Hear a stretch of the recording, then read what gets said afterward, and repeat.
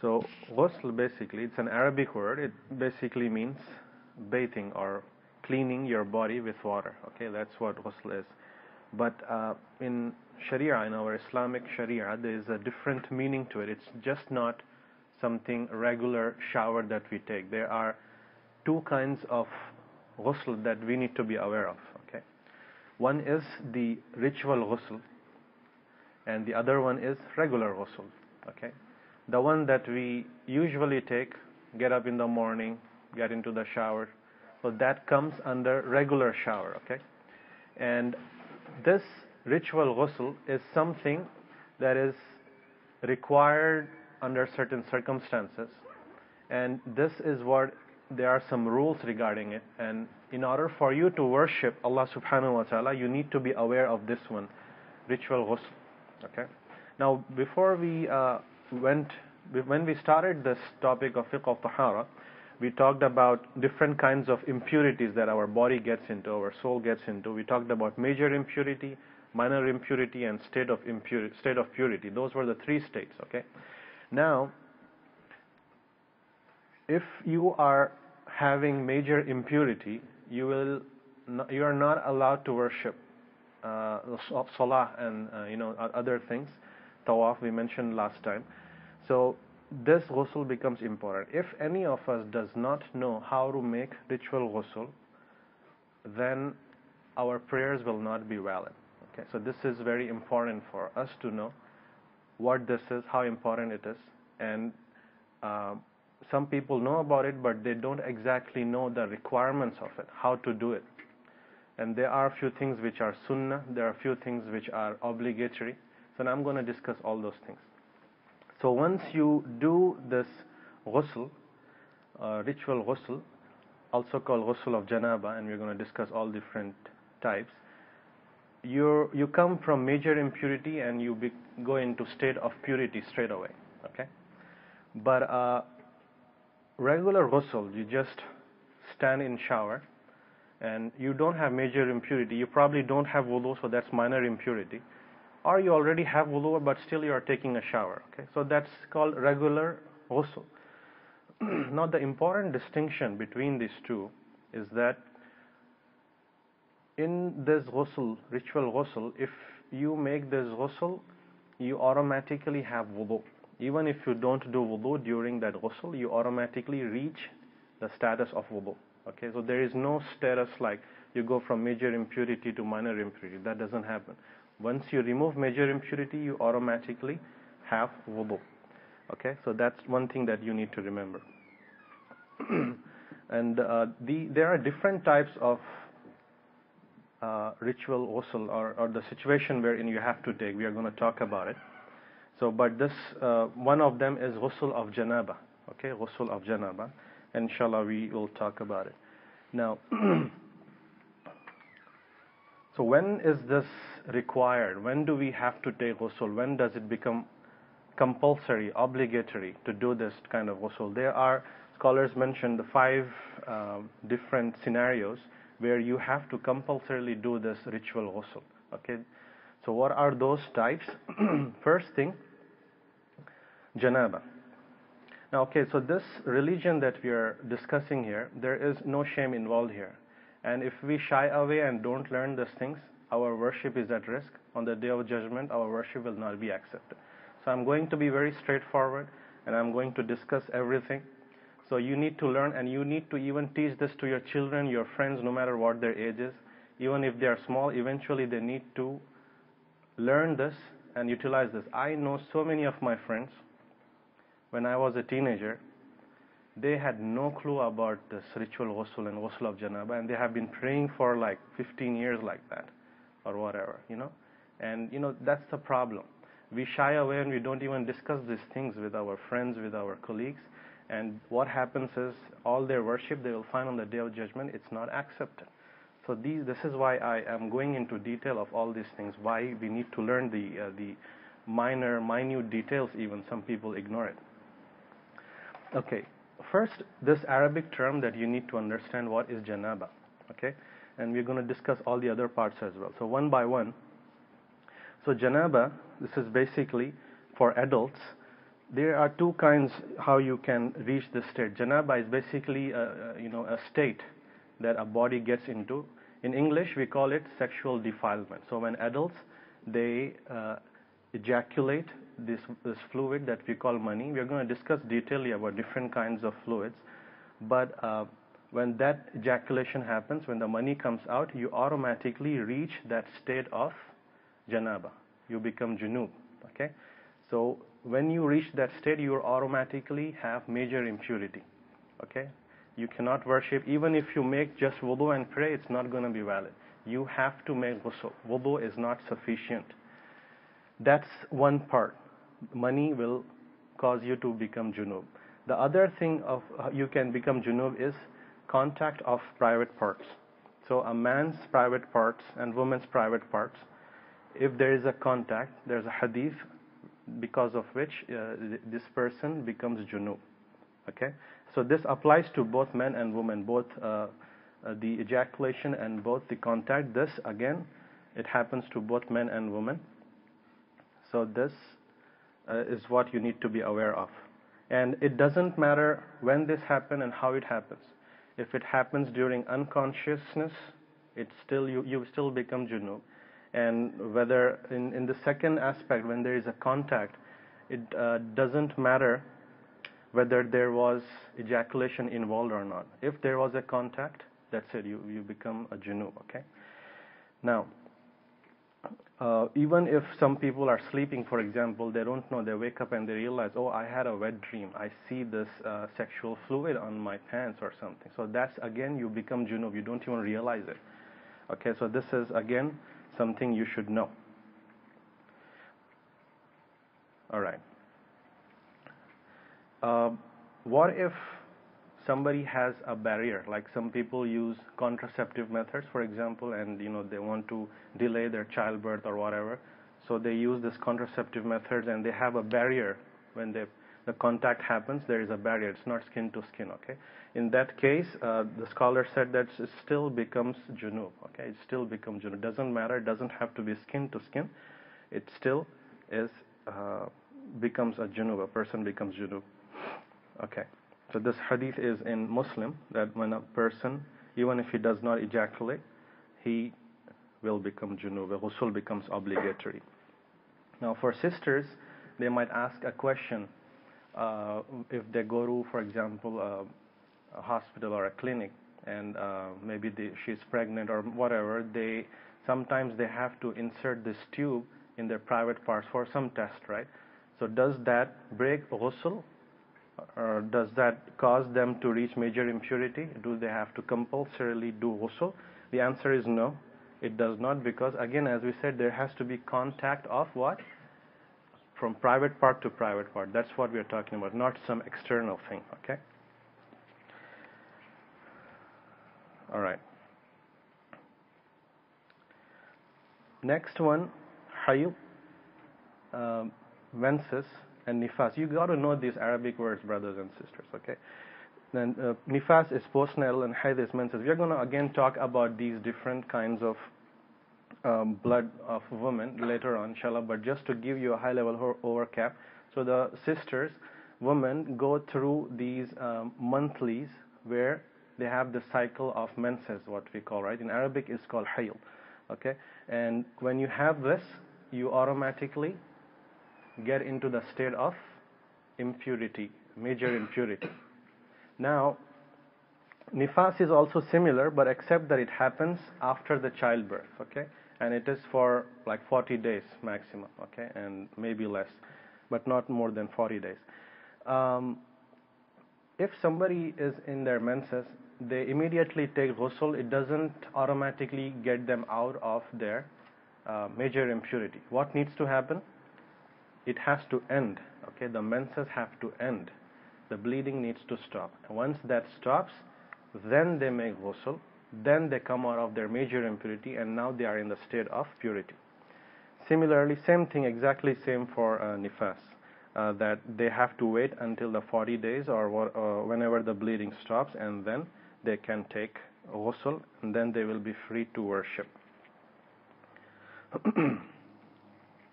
Number four, acceptance of Islam. So some scholars mention this, that when you accept Islam, you need to take ghusl, the ritual ghusl, not regular ghusl. Again, this is ritual ghusl.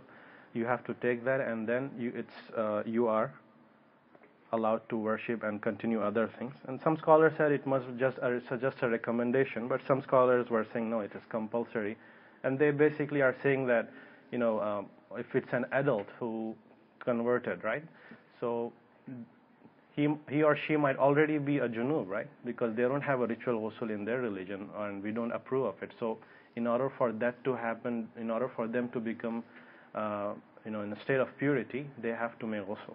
Anyway, so that's something that we can keep in mind. Because Rasulullah ﷺ did mention this in many ahadith, that he told a sahabi, take him to the garden of Banu of so-and-so, and then tell him to do ghusl, because he converted at that time.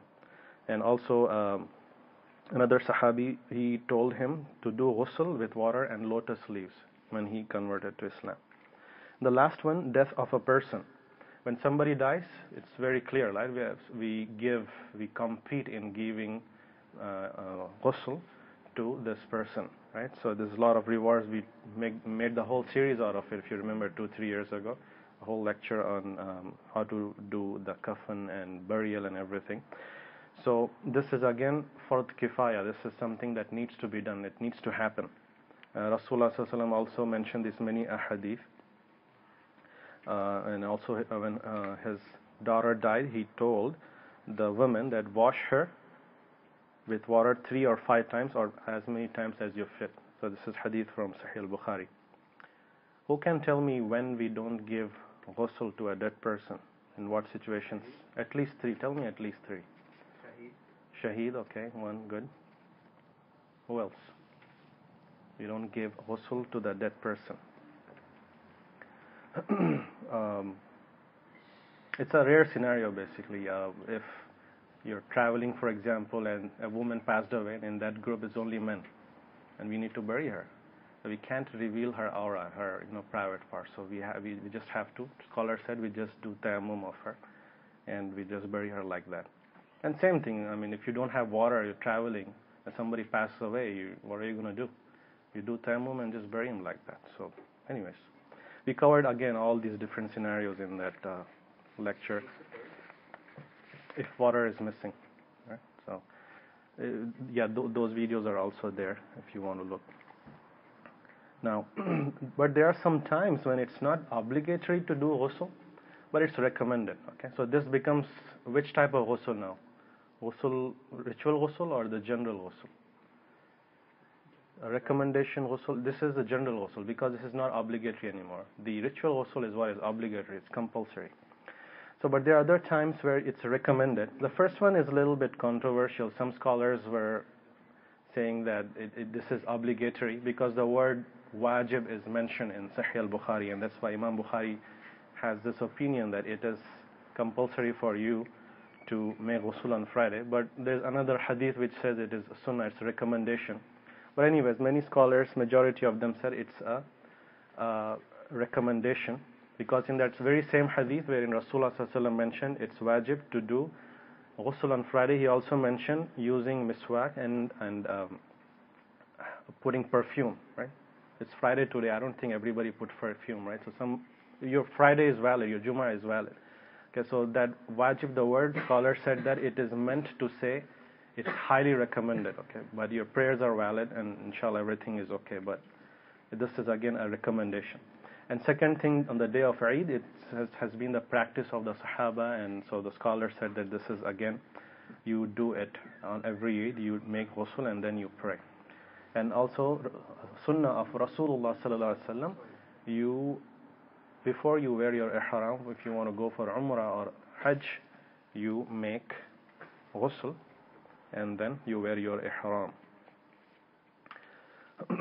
And after giving ghusl to the deceased, so again the same ghusl which was obligatory for him, but for yourself, since you helped him out giving ghusl, you don't have to compulsorily take that ghusl, but it's recommended, okay? Because Rasulullah ﷺ said so. He said, whoever has washed a dead person, let him do a ghusl. Okay, that's a hadith from At-Tirmidhi. All right. Now, an interesting slide and a little bit controversial also. Next one. I made a list of things that we can do, things we cannot do. Okay, the worship mainly on other actions which are allowed, things which are allowed, things which are not allowed. To make it easy for you, I made these two columns. And this chart you should remember. I'm going to discuss this for a long time now because these are very important issues and also some of them are a little controversial. So I'm not going to go into too much detail, but I think this is something which you should know. All right. So there are two differences mainly that you have to know. One is the janaba and the other one is hayd and nifas. So we just discussed it. I hope you understand it very well. Which one is just for women? Hayd and nifas. Is janaba for women? No. It is for women too. When a man and a woman have the relationship and the ejaculation is involved, then both of them reach the state of janaba. Okay? So ejaculation can happen to men and women, and the contact obviously will happen between men and women. So this can happen to both, but this blood is only for the specific to females or women, sisters. Now, I'm going to discuss each of these actions, what are allowed, what are not allowed.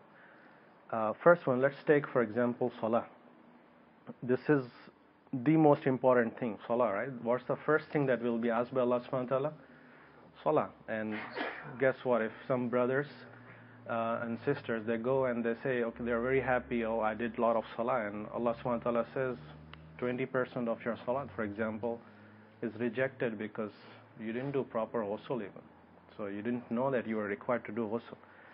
So janaba, if you are in a state of janaba, your salah is not valid. Your salah is not valid. Why do we say that? Because Allah subhanahu wa ta'ala himself said that in Surah An-Nisa, verse number 43. A'udhu billahi minash shaitanir rajim. يا أيها الذين آمنوا لا تقربوا الصلاة وأنتم سكارى حتى تعلموا ما تقولون ولا جنوبا إلا عابري سبيل حتى تغتسلوا. It means that, O you who believe, approach not a salah when you are in a drunken state until you know the meaning of what you utter, nor when you are in a state of janaba, except when traveling on the road, till you wash your whole body. So this word taghtasilu, ghusl, okay, it comes from ghusl. So until you wash your body, so you cannot pray your salah. Now, for sisters, this slide is very important because many of you know the answers, but there are a lot of small details that people don't pay attention to. Sisters with the hayd and nifas, even they cannot pray. That is a famous hadith of Rasulullah sallallahu alaihi wasallam, that a woman, she does not pray, she does not fast. But important thing here is that does she has to make up the salah those days? She doesn't have to. Now, she says, one sister says, I know I don't have to pray, but I am very pious, I'm going to pray. It's still okay. Is it okay? No. It is not okay. It's very serious actually. In fact, Imam Abu Hanifa rahmatullah, he said that it's like he went as far to saying that it's kufr because it's very disrespectful. Okay, that was his opinion. And actually this is very important issue for sisters because most of the times they are shy. For example, people get together and they say, okay, let's pray together. So some sisters don't want to tell others that I have my menses, for example. So what do? They pray with them just for, because they are shy. But this is serious because a scholar said that it is more important, more deserving for you to be shy of Allah than this, because this is a serious matter. This is considered disrespect to Islam. You are not supposed to pray, salah. Next thing, fasting. A junub person can fast. So basically what it means is, it's Ramadan time and you sleep and then you wake up and then you realize, oh my God, it's 8 o'clock already and I didn't take my ghusl. I already started my fasting. Is my fasting valid or is my fasting cancelled? I didn't even eat any suhr. So the answer is yes, your fasting is valid. Even though you probably missed Fajr, you didn't have your meals before Fajr, your fasting is still valid. The important thing is you don't eat for the rest of the day. But for sisters, again have a cross mark there. She cannot fast. She cannot fast. What is the difference between Salah and fasting when it comes to women? There is one important difference. What is it? Fasting, they have to make it up. Fasting has to be made up. Very important. Very, very important. Okay?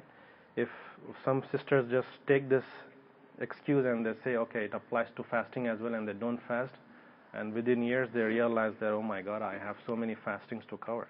So this knowledge is again so much important. Many sisters don't know this. Alright. Next one is Tawaf. So if you are not in a state of purity, you cannot make Tawaf. We covered this already. But wudu is required. Not only ghusl, but wudu is required. But it applies to both of them. For janaba and hayd and nifas, even sisters cannot make Tawaf. Why do we say that? It's a hadith from Sahih al-Bukhari. Rasulullah sallallahu alaihi wasallam told our mother Aisha radiallahu anha that she had menses at that time of Umrah. He said, do everything that the pilgrims do, but do not circumambulate the house until you become pure. Do not make Tawaf of the house. So this is from Sahih al-Bukhari. Now, touching mushaf. Touching a mushaf. So if you're in a state of major impurity, now you want to touch Quran. Why? Because probably your kid might have placed it somewhere, and you want to just take it and keep it somewhere or whatever. So you want to touch it. Are you allowed to touch it? No, you are not allowed to touch. You have to have purification, in a state of purity. And the scholars mentioned the verse of Surah Al-Waqi'ah, wherein Allah subhanahu wa ta'ala said, لا يمسه إلا المطهرون. None can touch except the purified. And this is also a hadith in An-Nisa'i as well, that no one should touch the Quran except one who is tahir, one who is pure. We discussed this already last time, but in this case now you have to pick up Quran, like maybe it's like falling down or you have to take it. So what do? You don't have purity. The scholars mention you cover it with a barrier, with a cloth or gloves or whatever, and you then move it. That's okay, that's permissible, okay? And but this applies to mushaf, is like a copy of Quran, right? It's not tafsir, okay? And if Arabic of the Quran is more than 50%, for example, if the majority is Quran, then you cannot touch it. But if it's like a tafsir or translation or something, or very less Quran, then it's okay to touch. It's not a mushaf anymore, okay? So some in books it happens, right? You take a book, there are so many verses, but it's a topic of Aqidah, for example. So most of it is going to be English and not Quran. So that's not called mushaf. Now, reciting Quran. Can we recite Quran?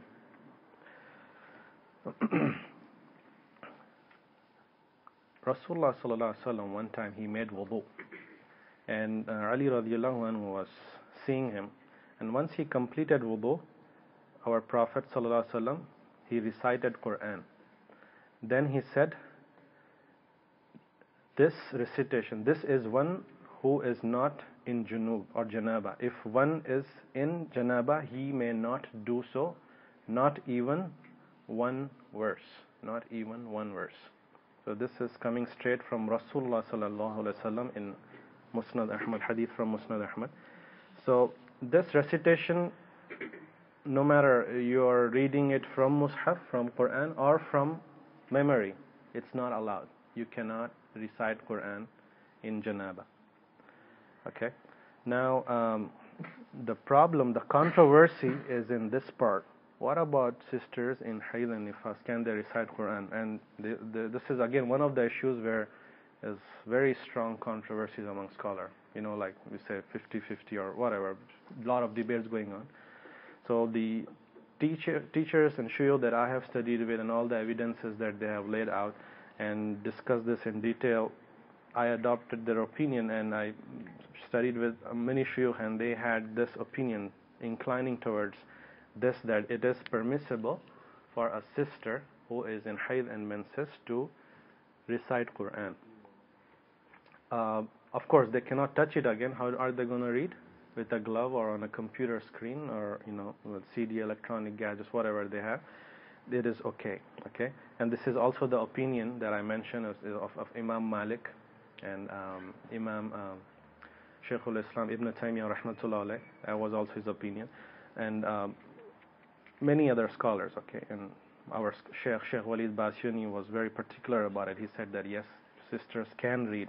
And basically, why scholars are very adamant about this, because as we said, a sister, she cannot pray, she cannot fast. Now if you tell her you cannot even read Quran, not even from your memory, you see, not only she is physically weak, she is spiritually weak also. And now you're telling her you cannot even read Quran, so her, it's like a spiritual disaster for her. So that's why scholars say that bring us evidence from Quran and Hadith that it's not allowed to recite, we will take it. But there is no evidence from anywhere, Quran or Hadith, no authentic evidence. So, and this again, it is so much important also if you look at the practical implication of this, that there are sometimes, for example, a sister is going out, she has her menses, and now she is probably scared of the environment, like, there are racist people around and so much of hatred of Islam going on, and she feels unsafe. So what should you recite when you are unsafe? The best thing to recite is what? Ayatul Kursi, right? So that's again one verse from Quran, and Rasulullah sallallahu alaihi wasallam mentioned not even one verse for the people who are junub. So now she has nothing to recite, right? So that's why scholars said that you have to present evidence. There is no evidence. So sisters can recite, no problem. They can recite Quran, and without touching, of course. This touching, as I said, it applies to both men and women, hayd and nifas, and also janaba. They cannot. There's no way you can touch. You're reciting from memory, no problem. And also, if you want to do a quick recitation and blow on your children, you need to do that regularly. If you don't do, you have to do, you should do. So sisters, if they're in their menses, they can recite it on their children and blow on them. This is called ruqya. That's permissible. Yes, bro. How about reading from electronic gadgets? Yeah, electronic gadgets for sisters, it's okay in major impurity. They can. Yes, they can. It's not considered part of mushaf because it is light. It is a reflection. Just like you keep mushaf in the mirror, for example, that's a reflection. It's not mushaf. You can't touch the mirror, right? So it's just a reflection. That's the opinion of Ibn Taymiyyah rahmatullah alayh. Yes, brother. You said it's a bit of a controversial issue. Yeah. So what I was trying to understand is, I understand Imam Malik and Ibn Taymiyyah rahimahullah, and I follow the same opinion as well, that they are allowed to touch it. But I was wondering, what is the evidence of the other scholars who say that they're not allowed to touch it? If there's no authentic hadith, what they used qiyas, they used analogy, and they said there are only two things that causes you to go into major impurity. One is janaba, and so that's why they said hayd also applies. And by most of the hadith that we see is about hayd. To use analogy of nifas makes sense according to them, but scholars objected that you cannot jump from janaba to hayd and use qiyas or analogy. You cannot do that. You can do qiyas over these because the situations match. Okay, for janaba it's very easy. You're in janaba, you jump into the bathroom, take shower, you're out. Okay, but for hayd and nifas, it's not so easy. You have to wait until all 40 days are over or all 7 days are over, and then. So there is no proper qiyas there. So that's the debate that they have. Is the idea that the women don't have control over this thing? Is that like Yes. an idea of the ones who say it's okay? They don't have control, so they cannot jump out. That's why there is the analogy breaks. You cannot use qiyas. Yeah. So, okay. Now let's talk another one, staying in the masjid. So these two are the most controversial one, reciting Quran and staying in the masjid. For janaba, if you are in a state of janaba, you cannot enter the mosque. Okay, you cannot sit in the mosque. You cannot listen to a lecture. You have to take ghusl and then come to the masjid. Okay, so that is agreed. That is not a problem.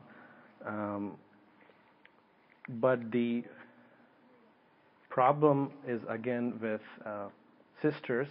Scholars are again split on this one. If they are in their menses, can they come and attend the lectures? Like this halaqa, for example, right? Some sisters want to attend this halaqa. They didn't come here to pray, but they want to come here. Can they come? Well, if they don't come, they are going to lose out on all these knowledge and important aspects of our Islam. So some scholars were very strict and they said, no, she cannot come. Because they mentioned one hadith of, in Abu Dawud, wherein they said that Rasulullah ﷺ specifically mentioned that mosque is off limits for a person in janaba and for a menstruating woman. They based it on this hadith, but scholars mentioned that that is a da'if hadith, that's a weak hadith. So that's why we cannot take it. You got to present a solid evidence. So they did not present it. And this is very important thing. It's very easy to say, okay, she can just wait 7 days and she can come back later here. But you have to understand the consequences. It's not a simple thing, because in our times, in this place, in America, for example, we don't have that access to shiur that easily, and in the places where we live in, we need to be attached to the masjids. Now, and we also have our Sunday schools, and many of our teachers are sisters, right? And if they are in menses, they cannot come, right? A quarter of the month they are in menses, for example. So who's going to teach them? So again, you have to understand the implication, and that's why scholars said, okay, present all your evidences, then let's discuss. And I'm going to discuss some of the rebuttals and some of the debate that goes on. But again, masjid is our central place. Some people have marriages, right? Some people have events, aqiqas, and some people, have different kinds of activities. And sometimes in some masjids I've seen Islamic schools actually part of masjid. So they have separate rooms, and they are all converted into classrooms, and in Jummah it becomes like a prayer place. So you have to be careful. Sisters cannot teach in Islamic schools if you are that adamant about this opinion. So that's what the scholar said, that the opinion that I follow, Sheikh Walid Basyuni and Ibn Taymiyyah rahmatullah alayhi and many other scholars, they said that it is permissible for women to come to the masjid. Some scholars took the middle opinion and they said, if she has a need, she can go, or otherwise she cannot go. So let's look why scholars were very strict about this, why she cannot go. Or what are the evidences that the other side presents? First of all, one evidence is that in the time of Rasulullah sallallahu alaihi wasallam, there was a woman who used to clean the masjid, right? And she used to clean it regularly. When there was, of course, there must have been situation where she had menses, but she still used to clean the masjid, and Rasulullah sallallahu alaihi wasallam never stopped her. Okay, so that's one evidence that they give it's okay, it's allowed. And the second thing is, Rasulullah sallallahu alaihi wasallam told our mother Aisha radiallahu anha, the same hadith that I mentioned, that he told her, you are allowed to do everything except what? Tawaf during their Hajj. Okay, so he didn't say you can do everything except entering Masjid al-Haram. He said everything is allowed except Tawaf. So that means she can enter, but she cannot do Tawaf. She can do Sa'i. Sa'i doesn't require any major major purity or state of purity. You can do Sa'i regardless. Okay, so that's the evidences that they're given. And the other side, the scholars mentioned that Aisha radiallahu anha was one time asked by Rasulullah sallallahu alaihi wasallam to give a piece of cloth, and she said to Rasulullah sallallahu alaihi wasallam, I am menstruating, I am in my menses. So Rasulullah sallallahu alaihi wasallam told her that your menstruation is not in your hand. Okay, so basically meaning you can just hand it over, it's okay, it's in the masjid, that's okay, no problem. So the scholar said that, look, Rasulullah sallallahu alaihi wasallam told her that it's just a hand, so a hand can enter the masjid. So that's what the evidence that they give. But on the other side, the scholar said, not in your hand means it's not in your control. You see the debate in the wordings that they use, how they understand the hadith. So that's why they say they are allowed to go, because it's not in her hands, so she can go and do it. It's not like she can go and take a ghusl and come out of impurity.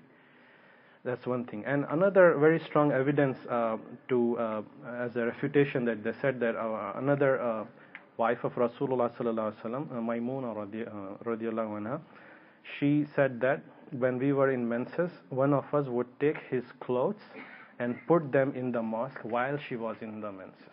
This is a hadith from An-Nasai. So she was in her menses and she would go inside the masjid and she would put the clothes there of Rasulullah sallallahu alaihi wasallam. So that's a straightforward evidence. So that's the proof. Basically, other scholars took that, okay, she had the need to go there, so she is allowed. But there is no such evidence otherwise to prove that only if you have a need you can go. Okay, so again, just to put some these evidences in front of you. And also, Rasulullah sallallahu alaihi wasallam, there are many hadith about the Eid prayer, wherein he told the people that women who are menstruating, they should come out. Okay, they should witness the blessings of Eid and see the gathering of the believers, and they were told to say the takbirat, come with everybody to the Eid prayer. The only thing they were told is stay away from the prayer place. Stay away from the prayer place. So what one group said that, okay, look, she is not allowed to come to the prayer place, but it doesn't mean she cannot come. Basically, they were told not to be in the prayer place because they are going to break the saf, right? People are lined up, women are lined up, and she is just sitting there, and she's going to break the line. So she cannot be directly in the prayer place. She can sit a little bit away, okay, so that she doesn't interrupt. So that's how the scholars took this opinion. Okay, and other hadith that they present, they specifically says women cannot enter the masjid. But again, we ask them, are you sure this is authentic? And they themselves say, no, it is da'if hadith. So, we can just argue and say, okay, it's just da'if, just to be on the safe side, do this, do that. But you have to understand the implications. If a sister cannot come to masjid, you know what's going to happen, right? She's going to miss out on so many things. Again, as we said, she becomes so physically and spiritually weak. If she doesn't have access to this knowledge, she cannot get together. I don't know about this masjid, but many masajid I have seen, their sisters are so active, volunteers. They have sister committees in the masjid, and they have youth groups managed by sisters. And if you tell them, no, you are in menses, you cannot come, these sisters committee will not work, will not exist. Okay. So scholars in America, they were very particular. They say, bring us the evidence and we will accept. But there is no strong evidence, and that's how they refuted all these other ahadith that they mentioned. But anyways, some scholars do say, in fact, many scholars say that, in Saudi Arabia, I have seen, in Indian subcontinent also have seen, there are many scholars, again, they were split on this, and they said, no, she cannot enter, because there it's very easy to say, they have access to scholars, they have nothing to lose. But the scholars on the other side, they said, no, present us the evidences. But anyways, I'm not going to go too much detail. If you follow an opinion, if you want to follow with it, that's fine, no problem. But I just have to mention, if the sisters want to know what my shuyukh preferred opinion is. Next one is listening to Quran. This is very easy. There's no disagreement about this one. Anybody can listen Quran. Kafir can listen Quran, okay? And you can listen as much as you want from the CD or tape. You don't even have to have wudu. Don't even have to have full purification. You can be junub and still listen to it. Now a question. A sister is listening Quran from the CD. She hears a verse of prostration, sajda. What should she do? Should she make sajda? The scholar said that no, she does not do sajdatul tilawa. She cannot do, because again, it's part of salah, right? It's a small part of salah, so they cannot do that. Okay. Yes. If you are listening to recitation from CD or tape, there's a ayah of sajda, Mhm. So do you have to do sajda? No, you cannot do sajda. You should not do sajda. For sajda, you need a state of purity. No, I'm saying in general. In general, oh yeah, in general, yes, you have to. It's highly recommended that you do. But I'm talking about just the major impurity part, Right. wherein you cannot pray even. Okay. Because I've heard from another scholar that if you are driving in a car or you're listening somewhere else, it's not the real person reciting, it's just a tape. Yeah, that's yeah. I have heard that one as well, but But Sajda Tilawa doesn't need to do, I have heard again both the opinions. I Umar Khattab radiallahu anhu, he was giving khutbah mhm. and he recited the ayah of Sajda and he prostrated. He prostrated, yes. NY Masjid did it. The Other time, scholars said that. he didn't do it. Yeah. So for certain cases, what the evidence is that scholars say that it is not compulsory, it's not obligatory. Everybody says that it is not obligatory, but when it comes to a recommendation, they said, okay, should we really do it or not? Okay, so if you're driving, of course, you cannot stop the car and take your musalla out and then do such that. It doesn't make sense. So you don't have to do it, but it's highly recommended. I think we covered this when we were talking about Ulum al-Quran, right? So, yeah, so Umar radiallahu anhu was one time giving khutbah. Now there is a need. Just like driving, it is a need, and he did not prostrate one time, and one time others did. So that's what the evidence is that scholars say that it's not compulsory. But again, we are talking about major impurity here. You need to have a state of purity. For wudu, yes, I follow the opinion that you do not need to have wudu. You can still make sajdatul tilawa. Okay. Another one, dua and zikr. Do you need to have ghusl for making that dua or zikr? Answer is, as I have it here, you do not need to. You can just say it, whatever you want. Scholars made a little exception here. They said that, what if it's a dua from the Quran? Like if somebody wants to say, Rabbana atina fid dunya hasanatan wa fil akhirati hasanatan. It's a dua, right? So can you make that dua? It's a part of a verse. So scholars said that if it is, a phrase from the Quran, then it is okay. Like somebody passes away or dies and you say, Inna lillahi wa inna ilayhi rajiun. That's also a part from Quran. So now you don't have tahara, you need to make ghusl. So it's okay to say, there is no problem with it. But when it is recited as, as a recitation, you make the intention and you recite it that way, then that's a problem. You cannot. For Junud Janaba, that is. But of course, as we said, for Hayd and Nifas, they can even recite the Quran itself. Yes, brother. Is it not the intention that what they are doing? They are reciting ayah of Quran, but their intention is to make dua. For which case, this dua zikr or the reciting of Quran? Sorry? That's the part of Quran, but their intention is to make dua, so they don't need to have state of purity, because the intention is to make dua. That's why they are allowed to make dua even in the state of impurity, major impurity. No problem with that.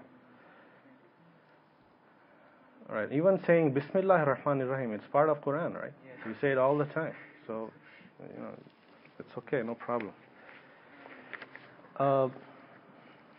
Next one is the actual intimacy between husband and wife. Is that permissible?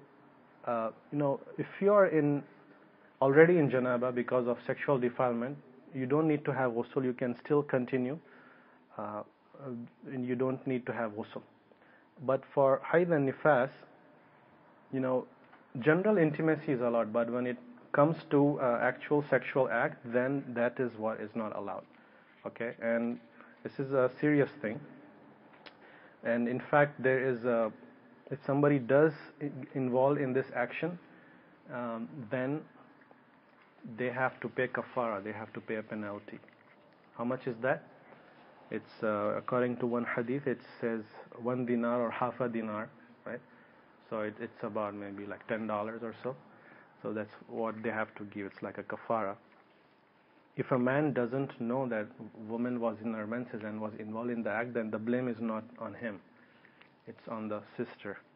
But sometimes sisters are so much confused that I don't know if I completed my menses or not. And that's why I want to cover one section just talking about those different things. And even men need to understand these things, different types of blood and when it stops exactly, and what are the different levels of those, and what the common questions are of sisters. Inshallah, if we have time. Probably next week, Brother Salman is going to come, and probably the next week after that also. We'll see, inshallah. Before Ramadan, maybe take one session out. Just one more thing for your information. When a sister is in hayd, menses, a man cannot give a divorce. Okay, so that's one just information that I'm throwing at you. So she has to come out of her menses, and then only he can divorce her. Otherwise, it's not accepted.